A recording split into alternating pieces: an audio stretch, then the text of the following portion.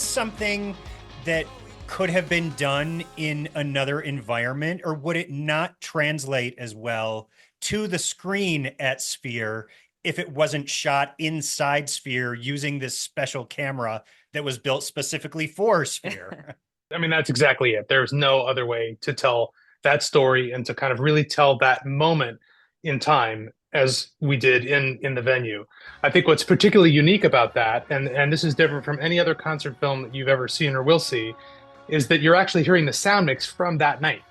So you're not, it's not like you're hearing something that's been mixed or sweetened or perfected like it's an album. You're actually hearing the faithful things that happened in that moment. And so instead of it being this kind of like idealized moment, it's really, and this is what was important to the band, it really, you feel all the little like, you know, personal kind of human moments between the band individually, like interpersonally, between, you know, how they're playing their instruments and different, you know, where they are on the stage, and certainly even how the audience reacts at different times in the show. Yeah, I mean, I loved hearing the audience noise mixed in with the people that were also live sitting in there at the time. It was like a combination of both, even made it feel like a live concert.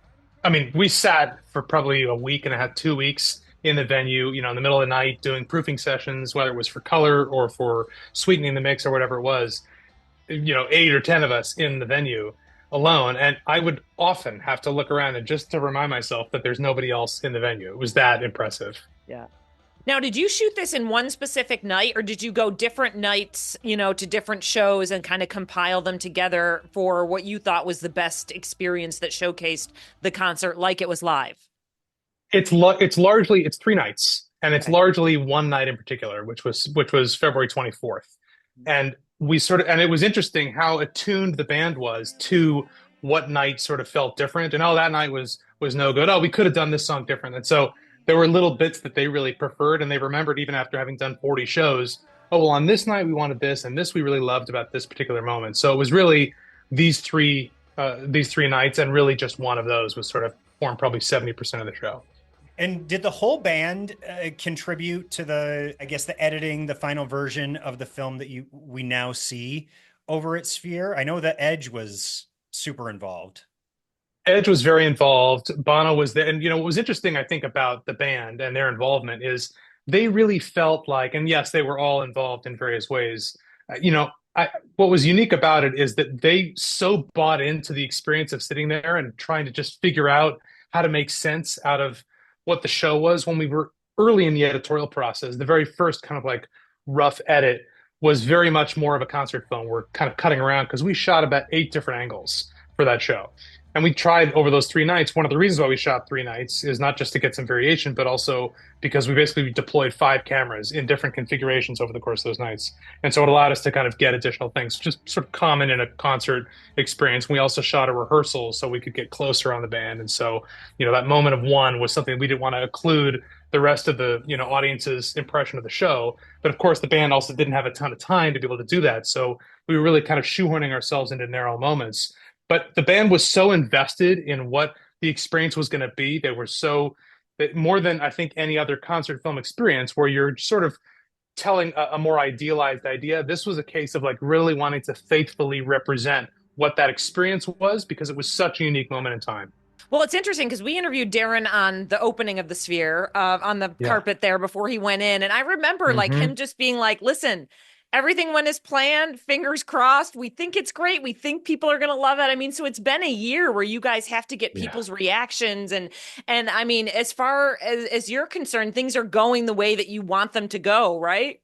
I mean, we're definitely figuring out more about the medium. We're understanding more about what people react to. I think one of the things that's most poignant about both the postcard show and this show, as we're finding with kind of like, you know, recurring performances, is you start to hear the patterns of what people react to, what audiences, because it's such a huge data set. You have, you know, thousands of people in one space at a given time. That's so many more than you have in a movie theater. And you're starting to see kind of patterns of how people react. But how do people respond to this line? Who laughs? Who gasps? When does this happen? And it's striking how kind of patternized that is. And you can sort of understand a little bit more about like human perception and how people respond to that experience. And is this the kind of thing that we can expect from other performances that happen at Sphere? I mean, it would be hard not to. We're still sort of thinking about how we do it, when we do it, when does it make sense? How do we tell that story? How similar, how different? But it certainly feels like something we're interested in exploring further. And I Yeah. think, the whole purpose of the venue is to take you somewhere. So, where better to take you than right back to where you started from? Well, literally before our interview, I was scrolling through Instagram and I saw Billboard put out the highest grossing residencies of all time. And I saw U2 and Dead and Company on the list. And I was like, already, it's all happened within, it Yeah. hasn't even been a Yeah. year. I I know. I will say for the last, I've been involved with this project for 5 years. And in those early days, just reflecting back on like, so what exactly is it that you do? Well, it's this venue, it's round, it's kind of hard to describe. It's super wide angle and it's really high resolution. It's sort of like, it's nice to actually see it all coming together. Yeah. And as somebody who deals with this technology hands-on, how far do you think the surface has been scratched with what is possible? Barely. Wow. I really mean that seriously. We're really just even now trying to kind of unpeel how we tell stories. What's the psychology of imaging? How do people respond? Because you're sort of scratching itches people never knew they had. And so it sort of cracks open this rectangle that we're all accustomed to seeing. It's incredible. And now, we are Vegas revealed. So we got to ask, can you tell us what's next? We have rumors of a Wizard of Oz film, all sorts of stuff. Anything you can break here on Vegas revealed? Sure, but oh, is the sound not working? Is this? I can't tell you that. Come on. Did you just pull the Kourtney Kardashian? I think it was. You're very good at that. You heard it here first. Love it. Now that is a teaser. I love it. I love it.